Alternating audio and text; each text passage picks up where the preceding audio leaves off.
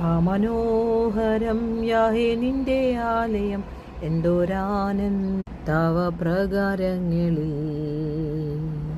Never give up. ദുഃഖിച്ചിരിക്കുന്ന ഹൃദയമേ, ഭാരപ്പെടേണ്ട. ജോസിനെ ദൈവം പഠിപ്പിക്കുന്ന വിധങ്ങളാണ്. ജോസിൻ്റെ ഹൃദയത്തിൽ പ്രാണപ്രിയൻ്റെ പ്രേമം വർദ്ധിപ്പിക്കണമെങ്കിൽ, അവനോട് ചേർന്നിരിക്കണമെങ്കിൽ, അവൻ്റെ ഇഷ്ടത്തെ അറിയണമെങ്കിൽ, അവൻ്റെ ഇഷ്ടത്തിൽ നടക്കണമെങ്കിൽ നമ്മുടെ ഭാരങ്ങളെ അവൻ്റെ കയ്യിൽ നമ്മൾ ഏൽപ്പിക്കണം. നിൻ്റെ ഭാരം എൻ്റെ മേൽ വെച്ചുകൊള്ളാനാണ് കർത്താവ് പറഞ്ഞത്.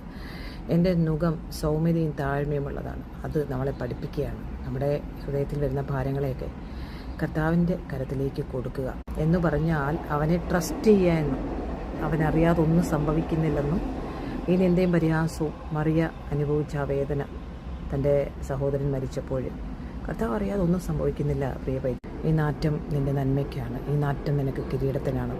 Never give up. എല്ലാം ദൈവം മടക്കിത്തരും. ദൈവത്തിന് അസാധ്യമൊന്നുമില്ല. നമ്മളുടെ ഹൃദയം ദൈവത്തോട് അനുരൂപമാകുമ്പോൾ മാത്രമേ ദൈവത്തിന് പ്രവർത്തിക്കാൻ പറ്റുകയുള്ളൂ ആ വിഷയത്തിൻ്റെ മേൽ.